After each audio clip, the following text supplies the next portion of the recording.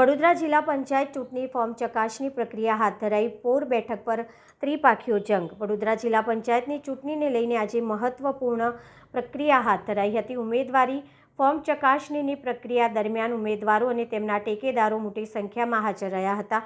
જિલ્લા પંચાયતની કુલ 34 બેઠક માટે 134 ઉમેદવારી પત્રો ભરાયા છે, જેના કારણે ચૂંટણી રસપ્રદ બની છે. વિવિધ બેઠકો પર કટોકટીનો જંગ જોવા મળી રહ્યો છે.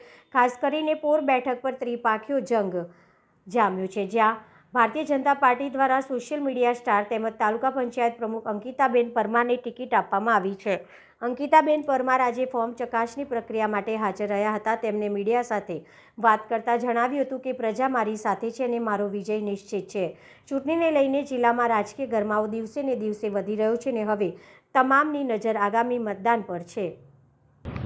આજે ફોર્મની ચકાસણી હતી, તો એક ઉમેદવાર તરીકે હું પણ અહીંયા હાજર રહી હતી અને ચકાસણી પરિપૂર્ણ થઈ. મારા ફોર્મમાં કોઈ વાંધા અરજી પણ આવી નથી અને અમારું ફોર્મ માન્ય ગણાયું છે. આજે યુથમાં તમે યુવા તરીકે છો, તમે કઈ રીતે જુઓ છો, લોકોને શું મેસેજ આપો? આપણા માનનીય વડાપ્રધાન મોદીજી એનું એક વિઝન છે કે યુવા નેતાને આગળ લાવવા, યુવા નેતાઓને તક આપવી અને ખાસ કરીને મહિલાઓને. તો મારું પણ એમ માનવું છે કે મહિલાઓ વધારેમાં વધારે આગળ આવવી જોઈએ. જો મહિલાઓ ઘર ચલાવી શકે છે તો સારી રીતે દેશ પણ ચલાવી શકે છે. તો મહિલાઓને વધારે સક્ષમ બનાવવી, કઈ રીતે એમને પગભર બનાવવી, એ મારો મુખ્ય હેતુ છે. હમણાં થોડો વિવાદ ચાલી રહ્યો છે, તે વિશે શું? ચૂંટણીનો માહોલ હોય છે ત્યારે સ્વાભાવિક હોય છે કે વાદ વિવાદ ચાલતા હોય છે, પણ રાજનીતિ વસ્તુ એવી છે કે કાયમી રહેતી નથી.